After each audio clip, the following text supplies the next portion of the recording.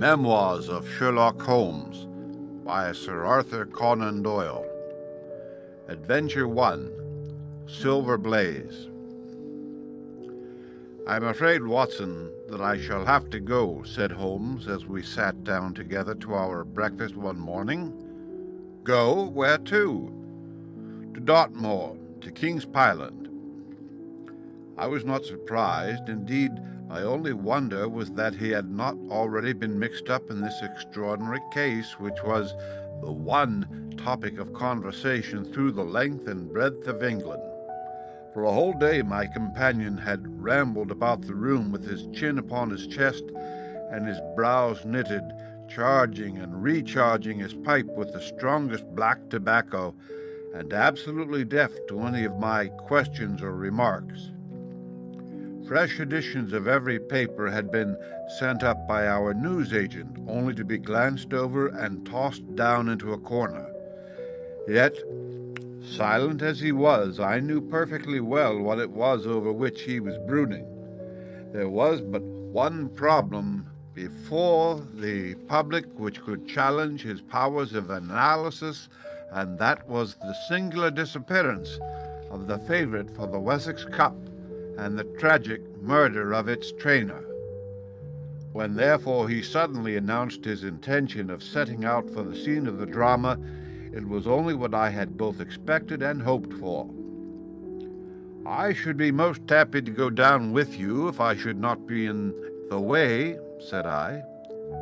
"My dear Watson, you would confer a great favour upon me by coming, and I think that your time will not be misspent, for there are points about the case which promise to make it an absolutely unique one.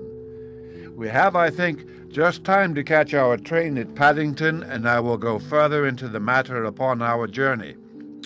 You would oblige me by bringing with you your very excellent field glass." And so it happened that an hour or so later I found myself in the corner of a first-class carriage flying along en route for Exeter, while Sherlock Holmes, with his sharp, eager face framed in his ear-flapped travelling cap, dipped rapidly into the bundle of fresh papers which he had procured at Paddington. We had left Reading far behind us before he thrust the last one of them under the seat and offered me his cigar-case. "We are going well," said he, looking out the window and glancing at his watch. "Our rate at present is 53.5 miles an hour." "I have not observed the quarter-mile posts," said I. "Nor have I, but the telegraph posts upon this line are 60 yards apart, and the calculation is a simple one. I presume that you have looked into this matter of the murder of John Straker and the disappearance of Silver Blaze?"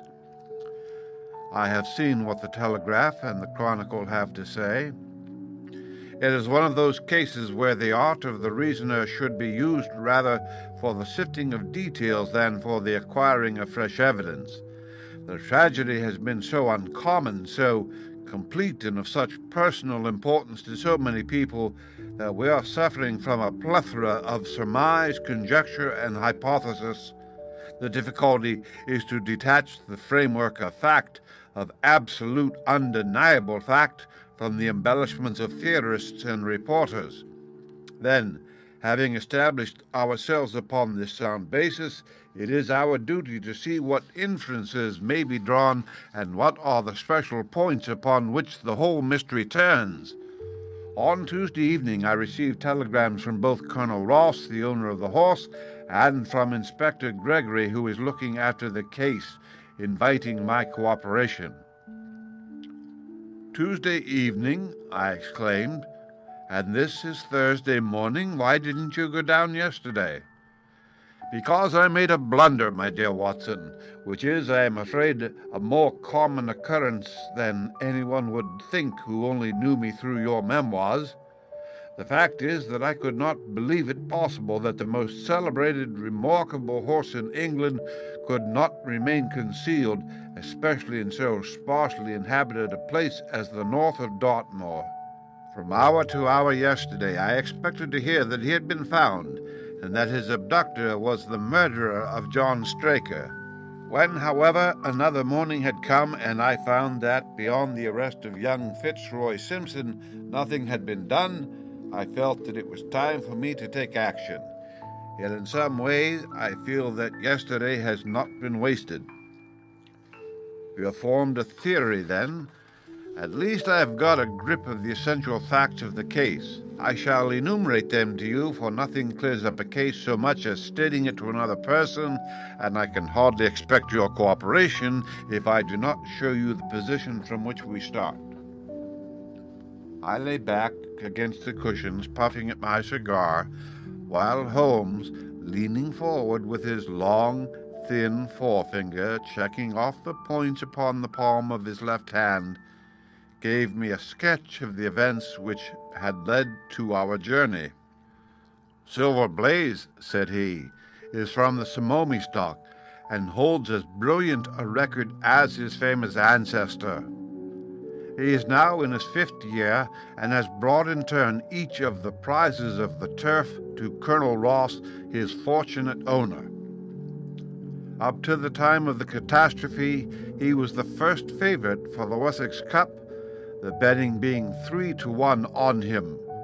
He has always, however, been a prime favorite with the racing public, and has never yet disappointed them, so that even at those odds enormous sums of money have been laid upon him. It is obvious, therefore, that there were many people who had the strongest interest in preventing Silver Blaze from being there at the fall of the flag next Tuesday.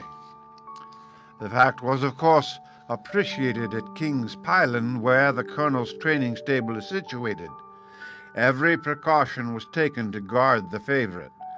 The trainer, John Straker, is a retired jockey who rode in Colonel Ross's colours before he became too heavy for the weighing chair. He has served the Colonel for 5 years as jockey and for 7 as trainer, and has always shown himself to be a zealous and honest servant. Under him were 3 lads, for the establishment was a small one, containing only 4 horses in all. One of these lads sat up each night in the stable while the others slept in the loft. All 3 bore excellent characters. John Straker, who is a married man, lived in a small villa about 200 yards from the stables. He has no children, keeps 1 maidservant, and is comfortably off. The country road is very lonely, but about half a mile to the north there is a small cluster of villas which have been built by a Tavistock contractor for the use of invalids and others who may wish to enjoy the pure Dartmoor air. Tavistock itself lies 2 miles to the west, while across the moor, also about 2 miles distant, is the larger training establishment of Mapleton, which belongs to Lord Backwater and is managed by Silas Brown. In every other direction the moor is a complete wilderness, inhabited only by a few roaming gypsies. Such was the general situation last Monday night when the catastrophe occurred. On that evening the horses had been exercised and watered as usual, and the stables were locked up at 9 o'clock. 2 of the lads walked up to the trainer's house, where they had supper in the kitchen, while the third, Ned Hunter, remained on guard.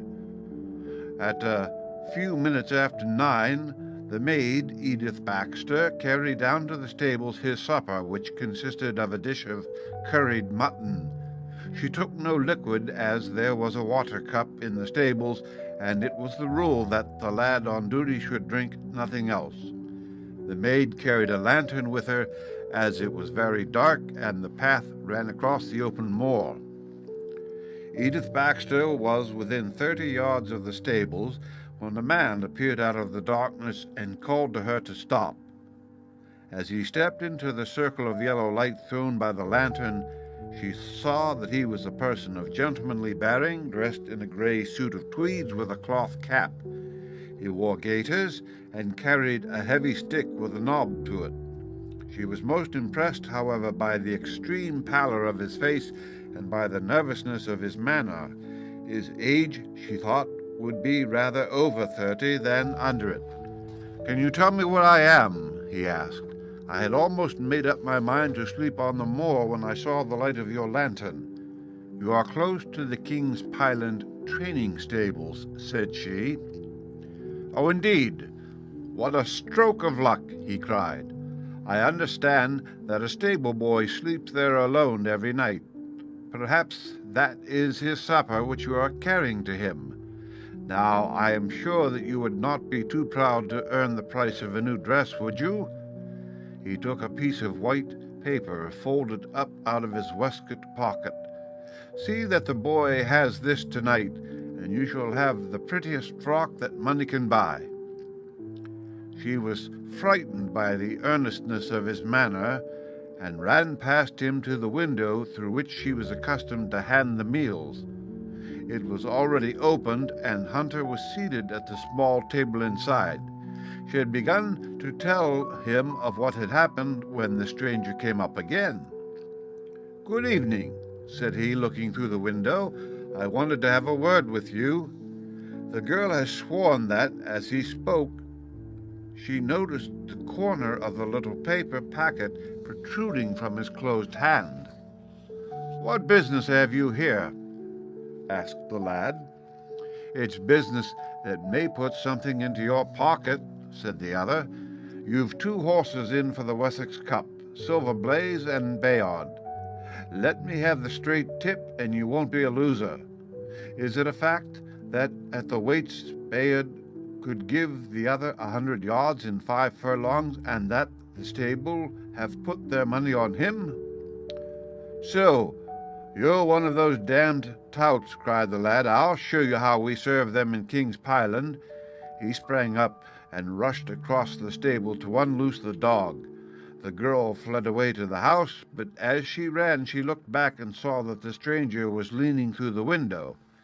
A minute later, however, when Hunter rushed out with the hound, he was gone, and though he ran all around the buildings, he failed to find any trace of him. "One moment," I asked. "Did the stable boy, when he ran out with the dog, leave the door unlocked behind him?" "Excellent, Watson, excellent," murmured my companion.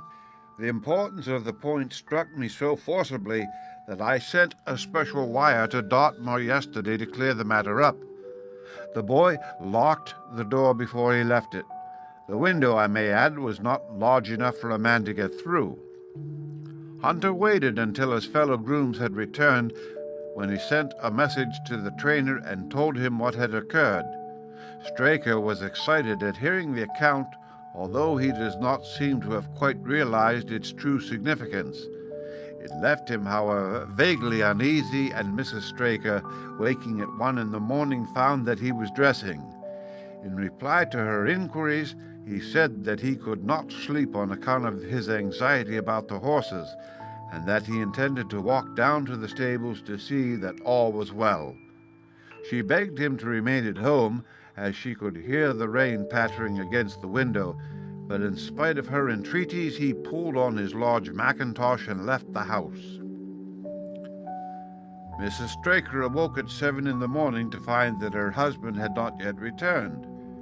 She dressed herself hastily, called the maid, and set off for the stables. The door was open. Inside, huddled together upon a chair, Hunter was sunk in a state of absolute stupor. The favourite stall was empty, and there were no signs of his trainer. The 2 lads who slept in the chaff-cutting loft above the harness rooms were quickly aroused. They had heard nothing during the night, for they are both sound sleepers. Hunter was obviously under the influence of some powerful drug, and as no sense could be got out of him, he was left to sleep it off, while the 2 lads and the 2 women ran out in search of the absentees. They still had hopes that the trainer had for some reason taken out the horse for early exercise, but on ascending the knoll near the house, from which all the neighbouring moors were visible, they not only could see no signs of the missing favourite, but they perceived something which warned them that they were in the presence of a tragedy. About a quarter of a mile from the stables, John Straker's overcoat was flapping from a furze bush. Immediately beyond, there was a bowl-shaped depression in the moor, and at the bottom of this was found the dead body of the unfortunate trainer. His head had been shattered by a savage blow from some heavy weapon, and he was wounded on the thigh where there was a long, clean cut, inflicted evidently by some very sharp instrument. It was clear, however, that Straker had defended himself vigorously against his assailants, for in his right hand he held a small knife which was clotted with blood up to the handle, while in his left he clasped a red and black silk cravat, which was recognized by the maid as having been worn on the preceding evening by the stranger who had visited the stables. Hunter, on recovering from his stupor, was also quite positive as to the ownership of the cravat. He was equally certain that the same stranger had, while standing at the window, drugged his curried mutton and so deprived the stables of their watchman. As to the missing horse, there were abundant proofs in the mud which lay at the bottom of the fatal hollow that he had been there at the time of the struggle. But from that morning he has disappeared, and although a large reward has been offered and all the gypsies of Dartmoor are on the alert, no news has come of him. Finally, an analysis has shown that the remains of his supper left by the stable lad contained an appreciable quantity of powdered opium, while the people at the house partook of the same dish on the same night without any ill effect. Those are the main facts of the case, stripped of all surmise and stated as baldly as possible. I shall now recapitulate what the police have done in the matter. Inspector Gregory, to whom the case has been committed, is an extremely competent officer. Were he but gifted with imagination, he might rise to great heights in his profession. On his arrival, he promptly found and arrested the man upon whom suspicion naturally rested. There was little difficulty in finding him, for he inhabited one of those villas which I have mentioned. His name, it appears, was Fitzroy Simpson. He was a man of excellent birth and education, who had squandered a fortune upon the turf, and who lived now by doing a little quiet and genteel book-making in the sporting clubs of London. An examination of his betting book shows that bets to the amount of £5,000 had been registered by him against the favourite. On being arrested, he volunteered that statement that he had come down to Dartmoor in the hopes of getting some information about the King's Pilot horses, and also about Desborough, the second favourite, which was in charge of Silas Brown at the Mapleton stables. He did not attempt to deny that he had acted as described upon the evening before, but declared that he had no sinister designs and had simply wished to obtain first-hand information. When confronted with his cravat, he turned very pale and was utterly unable to account for its presence in the hand of the murdered man. His wet clothing showed that he had been out in the storm of the night before, and his stick, which was a Penang lawyer weighted with lead, was just a weapon as might, by repeated blows, have inflicted the terrible injuries to which the trainer had succumbed. On the other hand, there was no wound upon his person, while the state of Straker's knife would show that one, at least, of his assailants must bear his mark upon him. There you have it all in a nutshell, Watson, and if you can give me any light, I shall be infinitely obliged to you." I had listened with the greatest interest to the statement which Holmes, with characteristic clearness, had laid before me. Though most of the facts were familiar to me, I had not sufficiently appreciated their relative importance, nor their connection to each other. "Is it not possible," I suggested, "that the incised wound upon Straker may have been caused by his own knife in the convulsive struggles which follow any brain injury?" "It is more than possible, it is probable," said Holmes. "In that case, one of the main points in favor of the accused disappears." "And yet," said I, "even now I fail to understand what the theory of the police can be." "I'm afraid that whatever theory we state has very grave objections to it," returned my companion. "The police imagine, I take it, that this Fitzroy Simpson, having drugged the lad and having in some way obtained a duplicate key, opened the stable door and took out the horse with the intention, apparently, of kidnapping him altogether. His bridle is missing, so that Simpson must have put this on.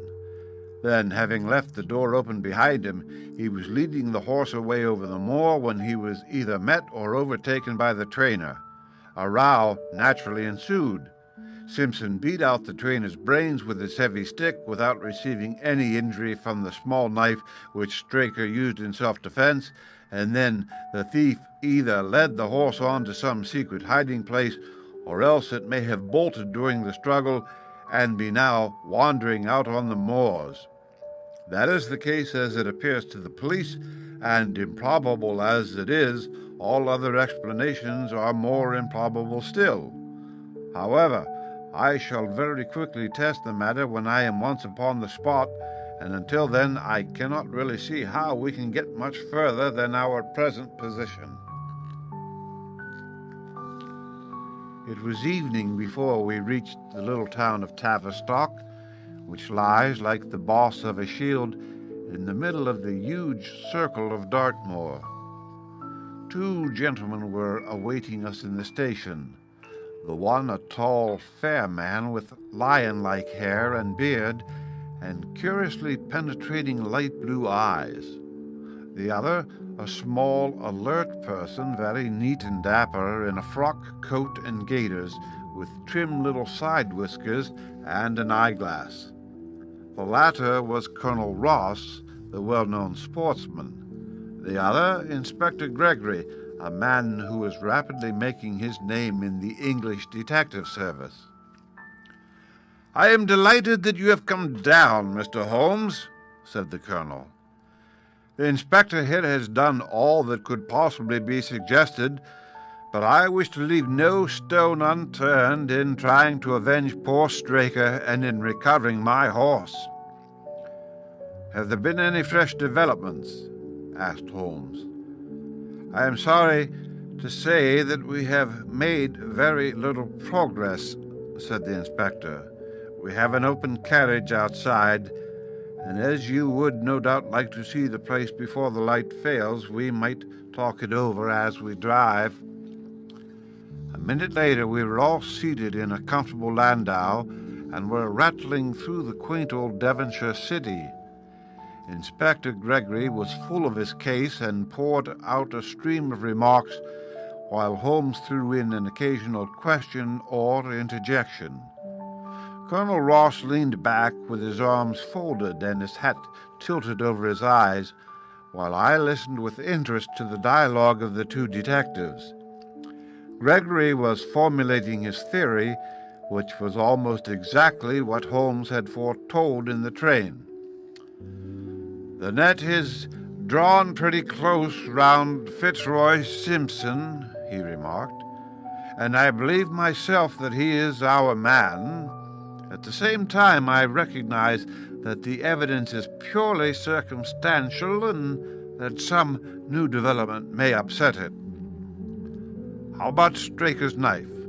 We have quite come to the conclusion that he wounded himself in his fall. My friend Dr. Watson made that suggestion to me as we came down. If so, it would tell against this man Simpson." "Undoubtedly. He has neither a knife nor any sign of a wound. The evidence against him is certainly very strong. He had a great interest in the disappearance of the favorite. He lies under suspicion of having poisoned the stable boy. He was undoubtedly out in the storm. He was armed with a heavy stick, and his cravat was found in the dead man's hand. I really think we have enough to go before a jury." Holmes shook his head. "A clever counsel would tear it all to rags," said he. "Why should he take the horse out of the stable? If he wished to injure it, why could he not do it there? Has a duplicate key been found in his possession? What chemist sold him the powdered opium? Above all, where could he, a stranger to the district, hide a horse, and such a horse as this? What is his own explanation as to the paper which he wished the maid to give to the stable boy?" "He says that it was a £10 note. One was found in his purse, but your other difficulties are not so formidable as they seem. He is not a stranger to the district. He has twice lodged at Tavistock in the summer. The opium was probably brought from London. The key, having served its purpose, would be hurled away. The horse may be at the bottom of one of the pits or old mines upon the moor. What does he say about the cravat? He acknowledges that it is his and declares that he had lost it. But a new element has been introduced into the case which may account for his leading the horse from the stable. Holmes pricked up his ears. We have found traces which show that a party of gypsies encamped on Monday night within a mile of the spot where the murder took place. On Tuesday they were gone. Now, presuming that there was some understanding between Simpson and these gypsies, might he not have been leading the horse to them when he was overtaken, and may they not have him now? It is certainly possible. The moor is being scoured for these gypsies. I have also examined every stable and outhouse in Tavistock, and for a radius of 10 miles. There is another training stable quite close, I understand. Yes, and that is a factor which we must certainly not neglect. As Desborough, their horse, was second in the betting, they had an interest in the disappearance of the favourite. Silas Brown, the trainer, is known to have had large bets upon the event, and he was no friend to poor Straker. We have, however, examined the stables, and there is nothing to connect him with the affair. And nothing to connect this man Simpson with the interests of the Mapleton stables? Nothing at all. Holmes leaned back in the carriage, and the conversation ceased. A few minutes later, our driver pulled up in a neat little red-brick villa with overhanging eaves which stood by the road. Some distance off, across a paddock, lay a long, grey, tiled-out building. In every other direction, the low curves of the moor, bronze-colored from the fading ferns, stretched away to the skyline, broken only by the steeples of Tavistock and by a cluster of houses away to the westward which marked the Mapleton stables. We all sprang out, with the exception of Holmes, who continued to lean back with his eyes fixed upon the sky in front of him, entirely absorbed in his own thoughts. It was only when I touched his arm that he roused himself with a violent start and stepped out of the carriage. "Excuse me," said he, turning to Colonel Ross, who had looked at him in some surprise. "I was daydreaming." There was a gleam in his eyes and a suppressed excitement in his manner which convinced me, used as I was to his ways, that his hand was upon a clue, though I could not imagine where he had found it. "Perhaps you would prefer at once to go on to the scene of the crime, Mr. Holmes?" said Gregory. "I think I should prefer to stay here a little and go into one or two questions of detail. Straker was brought back here, I presume?" "Yes, he lies upstairs. The inquest is tomorrow." "He has been in your service some years, Colonel Ross?" "I have always found him an excellent servant." "I presume that you made an inventory of what he had in his pockets at the time of his death, Inspector?" "I have the things themselves in the sitting-room, if you would care to see them." "I should be very glad." We all filed into the front room and sat round the central table while the inspector unlocked a square tin box and laid a small heap of things before us. There was a box of vestas, 2 inches of tallow candle, an D.P. briar-root pipe, a pouch of sealskin with half an ounce of long-cut Cavendish, a silver watch with a gold chain, 5 sovereigns in gold, an aluminum penciled case, a few papers, and an ivory-handled knife with a very delicate, inflexible blade marked Weiss and Company, London. "This is a singular knife," said Holmes, lifting it up and examining it minutely. "I presume, as I see bloodstains upon it, that it is the one which was found in the dead man's grasp. Watson, this knife is surely in your line?" "It is what we call a cataract knife," said I. "I thought so. A very delicate blade devised for very delicate work. A strange thing for a man to carry with him upon a rough expedition, especially as it would not shut in his pocket." "The tip was guarded by a disc of cork, which we found beside his body," said the inspector. "His wife tells us that the knife had lain upon the dressing table and that he had picked it up as he left the room. It was a poor weapon, but perhaps the best that he could lay his hands on at the moment." "Very possible. How about these papers?" "3 of them are receipted hay dealers' accounts. One of them is a letter of instructions from Colonel Ross. The other is a milliner's account for £37.15 made out by Madame Lesure of Bond Street to William Derbyshire. Mrs. Straker tells us that Derbyshire was a friend of her husband's and that occasionally his letters were addressed here." "Madame Derbyshire has somewhat expensive tastes," remarked Holmes, glancing down the account. 22 guineas is rather heavy for a single costume.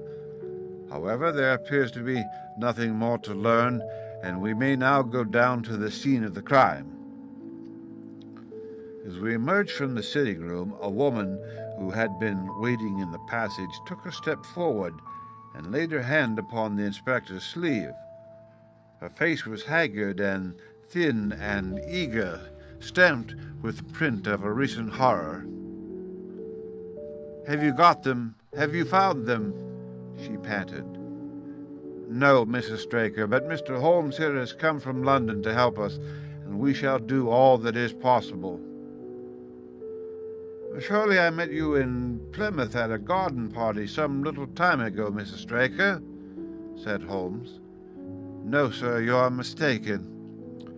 "Dear me, why, I could have sworn to it. You wore a costume of dove-colored silk with ostrich-feathered trimming." "I never had such a dress, sir," answered the lady. "Ah, that quite settles it," said Holmes, and with an apology he followed the inspector outside. A short walk across the moor took us to the hollow in which the body had been found. At the brink of it was the furze bush upon which the coat had been hung. "There was no wind that night, I understand," said Holmes. "None, but very heavy rain. In that case the overcoat was not blown against the furze bush, but placed there?" "Yes, it was laid across the bush." "You fill me with interest. I perceive that the ground has been trampled up a good deal. No doubt many feet have been here since Monday night." "A piece of matting has been laid here at the side, and we have all stood upon that." "Excellent. In this bag I have one of the boots which Straker wore, one of Fitzroy Simpson's shoes, and a cast horseshoe of silver blaze." "My dear Inspector, you surpass yourself." Holmes took the bag, and descending into the hollow, he pushed the matting into a more central position. Then, stretching himself upon his face and leaning his chin upon his hands, he made a careful study of the trampled mud in front of him. "Hello," said he suddenly. "What's this?" It was a wax vesta, half burned, which was so coated with mud that it looked at first like a little chip of wood. "I cannot think how I came to overlook it," said the inspector with an expression of annoyance. "It was invisible, buried in the mud. I only saw it because I was looking for it." "What? You expected to find it? I thought it not unlikely." He took the boots from the bag and compared the impressions of each of them with marks upon the ground. Then he clambered up to the rim of the hollow and crawled about among the ferns and bushes. "I am afraid there are no more tracks," said the inspector. "I have examined the ground very carefully for 100 yards in each direction." "Indeed," said Holmes, rising. "I should not have the impertinence to do it again after what you say, but I should like to take a little walk over the moor before it grows dark, that I may know my ground tomorrow, and I think that I shall put this horseshoe into my pocket for luck." Colonel Ross, who had shown some signs of impatience at my companion's quiet and systematic method of work, glanced at his watch. "I wish you would come back with me, Inspector," said he. "There are several points in which I should like your advice, and especially as to whether we do not owe it to the public to remove our horse's name from the entries for the cup." "Certainly not," cried Holmes with decision. "I shall let the name stand." The colonel bowed. "I am very glad to have had your opinion, sir," said he. "You will find us at poor Straker's house when you have finished your walk, and we can drive together into Tavistock." He turned back with the inspector while Holmes and I walked slowly across the moor. The sun was beginning to sink behind the stables of Mapleton, and the long sloping plain in front of us was tinged with gold, deepening into rich, ruddy browns where the faded ferns and brambles caught the evening light. But the glories of the landscape were all wasted upon my companion, who was sunk in the deepest thought. "It's this way, Watson," said he at last. "We may leave the question of who killed John Straker for the instant and confine ourselves to finding out what has become of the horse. Now, supposing that he broke away during or after the tragedy, where could he have gone to? A horse is a very gregarious creature. If left to himself, his instincts would have been either to return to King's Pyland or go over to Mapleton. Why should he run wild upon the moor? He would surely have been seen by now, and why should gypsies kidnap him? These people always clear out when they hear of trouble, for they do not wish to be pestered by the police. They could not hope to sell such a horse. They would run a great risk and gain nothing by taking him. Surely that is clear." "Where is he, then?" "I have already said that he must have gone to King's Pyland or to Mapleton. He is not at King's Pyland, therefore he is at Mapleton. Let us take that as a working hypothesis and see what it leads us to. This part of the moor, as the inspector remarked, is very hard and dry, but it falls away towards Mapleton, and as you can see from here that there is a long hollow over yonder which must have been very wet on Monday night. If our supposition is correct, then the horse must have crossed that, and there is the point where we should look for his tracks." We had been walking briskly during this conversation, and a few more minutes brought us to the hollow in question. At Holmes' request, I walked down the bank to the right and he to the left, but I had not taken 50 paces before I heard him give a shout and saw him waving his hand to me. The track of a horse was plainly outlined in the soft earth in front of him, and the shoe which he took from his pocket exactly fitted the impression. "See the value of imagination," said Holmes.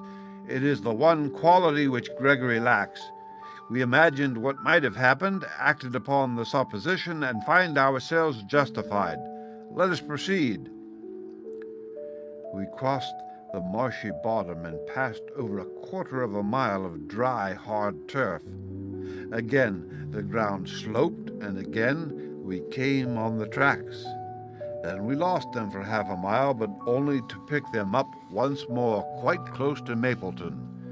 It was Holmes who saw them first, and he stood pointing with a look of triumph upon his face. A man's track was visible beside the horse's. "The horse was alone before," I cried. "Quite so. It was alone before. Hallo, what is this?" The double track turned sharp off and took the direction of King's Pyland. Holmes whistled, and we both followed along after it. His eyes were on the trail, but I happened to look a little to one side and saw to my surprise the same tracks coming back again in the opposite direction. "One for you, Watson," said Holmes when I pointed it out. "You have saved us a long walk, which would have brought us back on our own traces. Let us follow the return track." We had not to go far. It ended at the paving of asphalt which led up to the gates of Mapleton stables. As we approached, a groom ran out from them. "We don't want any loiterers about here," said he. "I only wish to ask a question," said Holmes, with his finger and thumb in his waistcoat pocket. "Should I be too early to see your master, Mr. Silas Brown, if I were to call at 5 o'clock tomorrow morning?" "Bless you, sir, if anyone is about, he will be, for he is always the first stirring. But here he is, sir, to answer your questions for himself." "No, sir, no. It is as much as my place is worth to let him see me touch your money afterwards, if you like." As Sherlock Holmes replaced the half-crown which he had drawn from his pocket, a fierce-looking elderly man strode out from the gate with a hunting crop swinging in his hand. "What's this, Dawson?" he cried. "No gossiping. Go about your business. And you, what the devil do you want here?" 10 minutes' talk with you, my good sir," said Holmes in the sweetest of voices. "I've no time to talk to every gadabout. We want no stranger here. Be off, or you may find a dog at your heels." Holmes leaned forward and whispered something in the trainer's ear. He started violently and flushed to the temples. "It's a lie," he shouted, "an infernal lie." "Very good. Shall we argue about it here in public or talk it over in your parlor?" "Oh, come in if you wish to." Holmes smiled. "I shall not keep you more than a few minutes, Watson," said he. "Now, Mr. Brown, I am quite at your disposal." It was 20 minutes, and the reds had all faded into greys before Holmes and the trainer reappeared. Never have I seen such a change as had been brought about in Silas Brown in that short time. His face was ashy pale, beads of perspiration shone upon his brow, and his hands shook until the hunting crop wagged like a branch in the wind.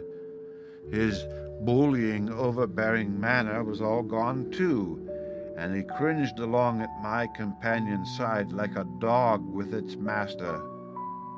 "Your instructions will be done. It shall all be done," said he. "There must be no mistake," said Holmes, looking round at him. The other winced as he read the menace in his eyes. "Oh, no, there shall be no mistake. It shall be there. Should I change it first or not?" Holmes thought a little and then burst out laughing. "No, don't," said he. "I shall write to you about it. No tricks now, or... Oh, you can trust me. You can trust me." "Yes, I think I can. Well, you shall hear from me tomorrow." He turned upon his heel, disregarding the trembling hand which the other held out to him, and we set off for King's Pyland. "A more perfect compound of the bully, coward, and sneak than Master Silas Brown I have seldom met with," remarked Holmes as we trudged along together. "He has the horse, then?" "He tried to bluster out of it, but I described to him so exactly what his actions had been upon that morning that he is convinced that I was watching him. Of course, you observed the peculiarly square toes in the impressions, and that his own boots exactly corresponded to them. Again, of course, no subordinate would have dared to do such a thing. I described to him how, when according to his custom he was the first down, he perceived a strange horse wandering over the moor, how he went out to it, and his astonishment at recognizing from the white forehead which has given the favorite its name that chance had put in his power the only horse which could beat the one upon which he had put his money. Then I described how his first impulse had been to lead him back to King's Pyland, and how the devil had shown him how he could ride the horse until the race was over, and how he had led it back and concealed it at Mapleton. When I told him every detail, he gave it up and thought only of saving his own skin. But his stables had been searched. Oh, an old horse-faker like him has many a dodge. But are you not afraid to leave the horse in his power now, since he has every interest in injuring it? My dear fellow, he will guard it as the apple of his eye. He knows that his only hope of mercy is to produce it safe. Colonel Ross did not impress me as a man who would be likely to show such mercy in any case. The matter does not rest with Colonel Ross. I follow my own methods and tell as much or as little as I choose. That is the advantage of being unofficial. I don't know whether you observed it, Watson, but the Colonel's manner has been just a trifle cavalier to me. I am inclined now to have a little amusement at his expense. Say nothing to him about the horse. Certainly not, without your permission. And of course, this is all quite a minor point compared to the question of who killed John Straker. And you will devote yourself to that? On the contrary, we both go back to London by the night train. I was thunderstruck by my friend's words. We had only been a few hours in Devonshire, and that he should give up an investigation which he had begun so brilliantly was quite incomprehensible to me. Not a word more could I draw from him until we were back at the trainer's house. The colonel and the inspector were awaiting us in the parlor. My friend and I returned to town by the night express, said Holmes. We have had a charming little breath of your beautiful Dartmoor air. The inspector opened his eyes, and the colonel's lip curled in a sneer. So you despair of arresting the murderer of poor Straker, said he. Holmes shrugged his shoulders. There are certainly grave difficulties in the way, said he. I have every hope, however, that your horse will start upon Tuesday, and I beg that you will have your jockey in readiness. Might I ask for a photograph of Mr. John Straker? The inspector took one from an envelope and handed it to him. My dear Gregory, you anticipate all my wants. If I might ask you to wait here for an instant, I have a question which I should like to put to the maid. I must say that I am rather disappointed in our London consultant, said Colonel Ross bluntly, as my friend left the room. I do not see that we are any further than when he came. At least you have his assurance that your horse will run, said I. Yes, I have his assurance, said the colonel with a shrug of his shoulders. I should prefer to have the horse. I was about to make some reply in defense of my friend when he entered the room again. Now, gentlemen, said he, I am quite ready for Tavistock. As we stepped into the carriage, one of the stable lads held the door open for us. A sudden idea seemed to occur to Holmes, for he leaned forward and touched the lad upon the sleeve. You have a few sheep in the paddock, he said. Who attends to them? I do, sir. Have you noticed anything amiss with them of late? Well, sir, not much of account, but 3 of them have gone lame, sir. I could see that Holmes was extremely pleased, for he chuckled and rubbed his hands together. A long shot, Watson, a very long shot, said he, pinching my arm. Gregory, let me recommend to your attention this singular epidemic among the sheep. Drive on, coachman. Colonel Ross still wore an expression which showed the poor opinion which he had formed of my companion's ability. But I saw by the inspector's face that his intention had been keenly aroused. You consider that to be important? He asked. Exceedingly so. Is there any point to which you would wish to draw my attention? To the curious incident of the dog in the night time. The dog did nothing in the night time. That was the curious incident, remarked Sherlock Holmes.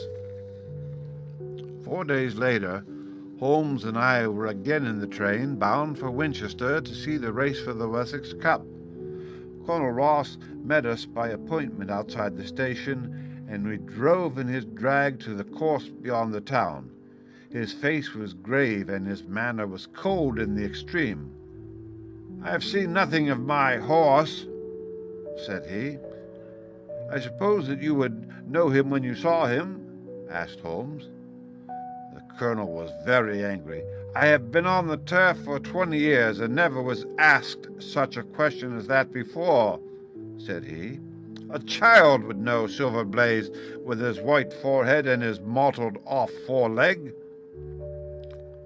"How is the betting?" "Well, that is the curious part of it.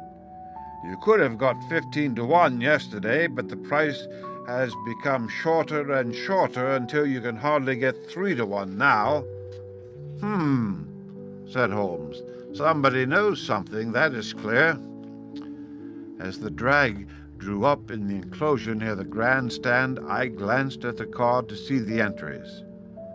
Wessex plate, 50 sovereigns each, with 1,000 sovereigns added for 4 and 5-year-olds. Second, £300. Third, £200. New course, 1 mile and 5 furlongs. Mr. Heath Newton's The Negro. Red cap, cinnamon jacket. Colonel Wardlaw's pugilist, pink cap, blue and black jacket. Lord Backwater's Desborough, yellow cap and sleeves. Colonel Ross's Silver Blaze, black cap, red jacket. Duke of Balmoral's Iris, yellow and black stripes. Lord Singleford's Rasper, purple cap, black sleeves. "We scratched our other one and put all our hopes on your word," said the colonel. "Why, what is that? Silver Blaze favourite?" 5 to 4 against Silver Blaze," roared the ring. 5 to 4 against Silver Blaze. 5 to 15 against Desborough. 5 to 4 on the field. "There are the numbers up," I cried. "They are all 6 there." "All 6 there? Then my horse is running," cried the colonel in great agitation. "But I don't see him. My colours have not passed." "Only 5 have passed. This must be he." As I spoke, a powerful bay horse swept out from the weighing enclosure and cantered past us, bearing on its back the well-known black and red of the colonel. "That's not my horse," cried the owner. "That beast has not a white hair upon its body. What is this that you have done, Mr. Holmes?" "Well, well, let us see how he gets on," said my friend imperturbably. For a few minutes he gazed through my field-glass. "Capital! Ah, excellent start," he cried suddenly. "There they are, coming round the curve." From our drag we had a superb view as they came up the straight. The 6 horses were so close together that a carpet could have covered them, but halfway up the yellow of the Mapleton stable showed to the front. Before they reached us, however, Desborough's bolt was shot, and the colonel's horse, coming away with a rush, passed the post a good 6 lengths before its rival, the Duke of Balmoral's Iris, making a bad third. "It's my race, anyhow," gasped the colonel, passing his hand over his eyes. "I confess that I can make neither head nor tail of it. Don't you think that you have kept up your mystery long enough, Mr. Holmes?" "Certainly, Colonel. You shall know everything. Let's all go round and have a look at the horse together. Here he is," he continued, as we made our way into the weighing enclosure, where only owners and their friends find admittance. "You have only to wash his face and his legs in spirits of wine, and you will find that he is the same old Silver Blaze as ever." "You take my breath away. I found him in the hands of a faker, and took the liberty of running him just as he was sent over." "My dear sir, you have done wonders. The horse looks very fit and well. It never went better in its life. I owe you 1,000 apologies for having doubted your ability. You have done me a great service by recovering my horse. You would do me a greater still if you could lay your hands on the murderer of John Straker." "I have done so," said Holmes quietly. The colonel and I stared at him in amazement. "You've got him? Where is he, then?" "He is here." "Here? Where?" "In my company at the present moment." The colonel flushed angrily. "I quite recognize that I am under obligations to you, Mr. Holmes," said he, "but I must regard what you have just said as either a very bad joke or an insult." Sherlock Holmes laughed. "I assure you that I have not associated you with the crime, Colonel," said he. "The real murderer is standing immediately behind you." He stepped past and laid his hand upon the glossy neck of the thoroughbred. "The horse?" cried both the colonel and myself. "Yes, the horse, and it may lessen his guilt if I say that it was done in self-defense, and that John Straker was a man who was entirely unworthy of your confidence. But there goes the bell, and as I stand to win a little on this next race, I shall defer a lengthy explanation until a more fitting time." We had the corner of a Pullman car to ourselves that evening as we whirled back to London, and I fancy that the journey was a short one to Colonel Ross as well as to myself, as we listened to our companion's narrative of the events which had occurred at the Dartmoor training stables upon the Monday night, and the means by which he had unravelled them. "I confess," said he, "that any theories which I had formed from the newspaper reports were entirely erroneous, and yet there were indications there, had they not been overlaid by other details, which concealed their true import. I went to Devonshire with the conviction that Fitzroy Simpson was the true culprit, although, of course, I saw that the evidence against him was by no means complete. It was while I was in the carriage, just as we reached the trainer's house, that the immense significance of the curried mutton occurred to me. You may remember that I was distrait and remained sitting after you had all alighted. I was marveling in my own mind how I could possibly have overlooked so obvious a clue. "I confess," said the colonel, "that even now I cannot see how it helped us. It was the first link in my chain of reasoning. Powdered opium is by no means tasteless. The flavor is not disagreeable, but it is perceptible. Were it mixed with any ordinary dish, the eater would undoubtedly detect it and would probably eat no more. A curry was exactly the medium which would disguise this taste. By no possible supposition could this stranger, Fitzroy Simpson, have caused curry to be served in the trainer's family that night, and it is surely too monstrous a coincidence to suppose that he happened to come along with powdered opium upon the very night when a dish happened to be served which would disguise the flavor. That is unthinkable. Therefore, Simpson becomes eliminated from the case, and our attention centers upon Straker and his wife, the only two people who could have chosen curried mutton for supper that night. The opium was added after the dish was set aside for the stable boy, for the others had the same supper with no ill effects. Which of them, then, had access to that dish without the maid seeing them? Before deciding that question, I had grasped the significance of the silence of the dog, for one true inference invariably suggests others. The Simpson incident had shown me that a dog was kept in the stables, and yet, though someone had been in and had fetched out a horse, he had not barked enough to arouse the two lads in the loft. Obviously, the midnight visitor was someone whom the dog knew well. I was already convinced, or almost convinced, that John Straker went down to the stables in the dead of the night and took out Silver Blaze. For what purpose? For a dishonest one, obviously, or why should he drug his own stable boy?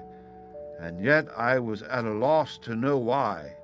There have been cases before now where trainers have made sure of great sums of money by laying against their own horses through agents and then preventing them from winning by fraud. Sometimes it is a pulling jockey. Sometimes it is some surer and subtler means. What was it here? I hoped that the contents of his pockets might help me to form a conclusion, and they did so. You cannot have forgotten the singular knife which was found in the dead man's hand, a knife which certainly no sane man would choose for a weapon. It was, as Dr. Watson told us, a form of knife which is used for the most delicate operations known in surgery, and it was to be used for a delicate operation that night. You must know, with your wide experience of turf matters, Colonel Ross, that it is possible to make a slight nick upon the tendons of a horse's ham, and to do it subcutaneously so as to leave absolutely no trace. A horse so treated would develop a slight lameness, which would be put down to a strain in exercise or a touch of rheumatism, but never to foul play. "Villain!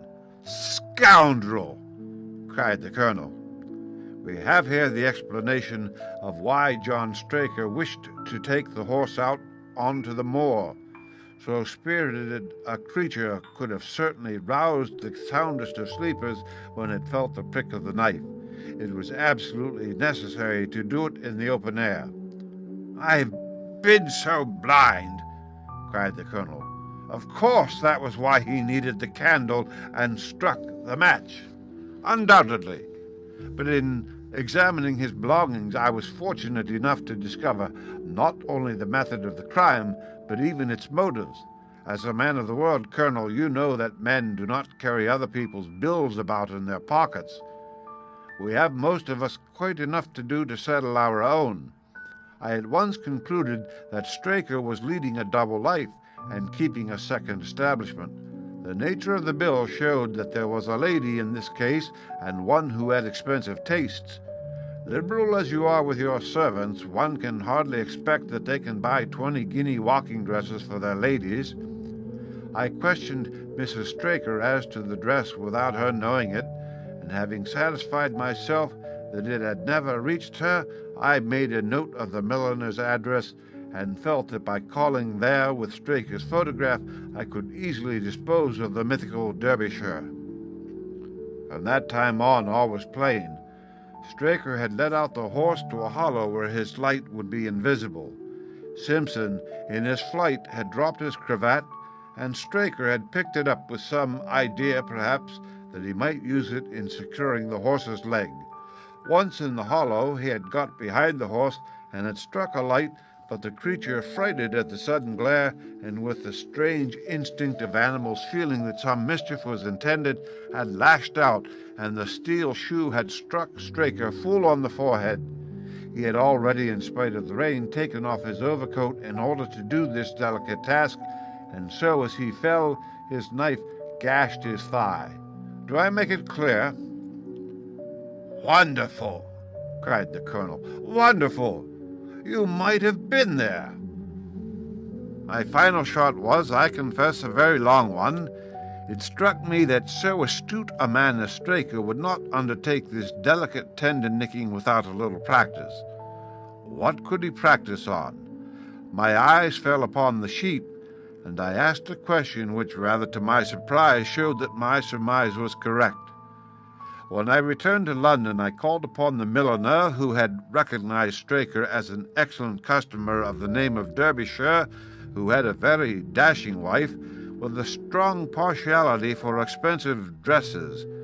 I have no doubt that this woman had plunged him over head and ears in debt, and so led him into this miserable plot. "You have explained all but one thing," cried the colonel. "Where was the horse?" "Ah, it bolted and was cared for by one of your neighbors. We must have an amnesty in that direction, I think. This is Clapham Junction, if I am not mistaken, and we shall be in Victoria in less than 10 minutes. If you care to smoke a cigar in our rooms, Colonel, I shall be happy to give you any other details which might interest you." The end. Read by Rick Kistner for Lit to Go on the web at fcit.usf.edu.